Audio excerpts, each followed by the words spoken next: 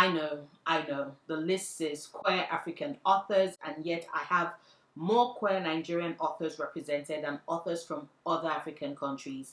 What can I say? I'm sorry. I am Nigerian after all. I got support my people. Naija ni mi, ọmọ Africa ni mi, my Africanness can be taken from me. Hi everybody. So this is coming way later than I promised. It took a bit longer than I'd expected for me to get over my cold. Once again, I hate being ill. But I'm much better now, so I'm playing catch up to film and upload all the videos I promised you will be getting in June. So heads up, because I will be eating you all with this face card quite a lot for the rest of this month. You know you love me. XOXO Gossip Girl. So last week, I put up a video of 5 queer African authors whose works you should check out this month and after this month as well, because you should not limit reading the gay to only June. And now I'm back with another 5, starting with Kayode Somtochukwu, who is an author I have followed, admired, been inspired by since I first discovered him writing in I think 2019 or 2020. I think it was just before NSARS, and it was a non-fiction article on the Rustin Times titled "The Violence of Queer Erasure" that was so clear in its articulation of my problems with human rights activists in Nigeria who recognize other forms of oppression and fight for liberation. But then when it comes to queer rights in the country, we either get crickets or they go out of their way to be violently homophobic, spewing their violence for everyone to read and actively trying to whip up rage and disgust so queer people in this country would be met with even more violence. It is a whole thing of don't target girls or sex workers. The enemy isn't state-sanctioned violence or deeply patriarchal society or a deeply patriarchal society that is also homophobic as fuck. No, the enemy are the gays. And just reading Somtochukwu's words just hit. It hit because he so succinctly captured the state of Nigeria, the state of our activism, and underneath it was this roiling rage at a system that seeks to cower us and this insistence that we would be anything but silent. So it was to my absolute delight to find his other writings, both fiction and non-fiction. There was Children of the Nkalagu Mine, God and the Queer Question, the Nigerian media's ineptitude as a weapon against queer people, For Love is a Broken Winged Bird That Cannot Fly, the heartbreaking perfection that is a history of celestial bodies, the pain of unrainy mornings. Kayode Somtochukwu has blessed us with so many amazing short stories. So when I found out that he had a debut novel being released as the first published novel of Roxane Gay's Grove Atlantic imprint, I lost my shit. You know when you're so fucking delighted for someone else, when you're beyond ecstatic for them to get the chance, the opportunity to have their story told, to have the world be blessed with the beauty, the heart, the soul of their stories and their writings, to realize that the world is so fucking lucky and blessed to get the chance to read and then he sang a lullaby. I am thrilled, ecstatic, beyond this world. Like, he did that. Kayode Somtochukwu did that. And I am screaming. There's a queer novel set in Enugu about 2 men finding love in a society that tries its hardest to repress them and a country passing punitive laws to eradicate them. And I want to cry because we have that. So yeah, his book was released this month, June 6th to be precise. I am grabbing my copy at the end of the month. 2 copies actually, because I want the original cover, but then the Cassava Republic cover is so pretty as well. So, oh my god, I need them both of them. Next on the list is another activist, one who uses her words and her writing to be very outspoken on LGBTQ plus issues in Equatorial Guinea, and who does this by creating characters who challenge the norms and make quite visible their sexualities in societies that would rather erase them. I am of course referring to Trifonia, Melibea, Obono, whose writing, like I said earlier, tackles the traditionally taboo topics of being queer and being visibly queer in societies that would rather keep you silent, whilst also examining this otherness through post-colonial and African lenses, and whose novel La Bastarda is the first novel by a female Equatorial Guinean writer to be translated into English. La Bastarda is also still banned in Equatorial Guinea because the main character, Okomo, is an openly lesbian character. Her work is important in not only depicting African queerness but also revealing the legacies of Spain's colonization of Africa, which everybody tends to ignore. Like, we're pretty vocal about Britain's colonization and France and Belgium, but people often forget the role Spain played as well, and Trifonia makes that pretty obvious. And so, other than La Bastarda, which was translated into English, Trifonia has other novels as well, which I don't speak Spanish, unfortunately, and rather than butcher these titles, I'm just going to pop them up for you to see. So if you do speak Spanish and can read Spanish, you can check them out as well. Now, I have never eaten it on my channel. That your girl loves mythology. I have loved mythology since I was a child, watching the OG Clash of the Titans, not the fairly recent one that was released in 2010, starring Sam Worthington as Perseus. Nope. I am talking about the film, the 1981 film with Ari Hamlin as Perseus and Judy Bowker as Andromeda. I wore out that tape with the number of times I watched that film.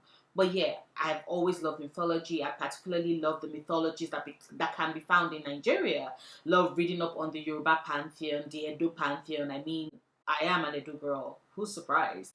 But I really, really do love the Igbo pantheon and mythologies. And as someone who got into mythology as a child, every time I get the chance to read or recommend a book that introduces other kids to mythology, I take it, which is why the next queer African writer on my list is Chinelo Anyadiegwu, who I was introduced to, or rather I was honored to meet in like 2019, 2020, which is what is it with me and discovering fantastic writers during that time period. But yeah, I met them around that time when I wrote for a short while for Autostraddle. So you can only imagine my absolute delight when I learned that they have a book out now titled An Introduction to Igbo Mythology for Kids, which it is Igbo mythology, right? From a queer African writer. They talk about the gods and goddesses, the myths and legends, the heroes and creatures that can be found in Igbo mythology, and just I love that. I remember in my previous video when I was talking about how I love queer African writers who not only write to show that, hey, we're queer, we're African, get used to it, but who also infuse our African mythologies into their stories, because not only did colonialism work its damnedest to strip us of our sexual identities that our ancestors had by criminalizing our sexuality, they also did their damnedest to rid us of our indigenous beliefs as well. So this book that is introducing Igbo mythology to kids, giving them an entryway into Igbo myths and legends, holds an immensely, immensely special place in my heart, as does Chinelo Anyadiegwu. And from one Chinelo to another Chinelo, we have Chinelo Okparanta, whose novel Under the Odala Trees broke me into miniature, minuscule pieces. I held the entirety of who I was in the palms of my hands, and it sifted through like grains in the sand, becoming one with the story, becoming one with Ijeoma, a character, a girl who was coming into her identity in the middle of the Nigerian Civil War, who found love, who found herself, who was forced to let that go, with religion being used as a weapon to force her, to bend her to the whims of heteronormativity, and who revolted against that amidst her pain, her loss, and grief, and still ended as something hopeful, something curious, something a little bit joyous. I remember reading Under the Udala Trees and marveling at the quiet defiance that was threaded through that story, and how it was just so honest about our realities, and how it is a book that examines perceptions, right? Our perception of ourselves, others' perception of us, how we want to be perceived by others, etc. And that is something you experienced as well through her 2013 short story anthology, Happiness Like Water, that explores the perception of Yahoo boys, gay people in Nigeria, how Nigerians outside the country perceive the country. And then you have her most recent release, her 2022 novel, Ari Sylvester Bird, that is a satire and also very, very weird, with a lead character who is white, born to racist white parents, raised in a racist white community, who perceives himself as being black in a very uncomfortable, for the readers at least, way.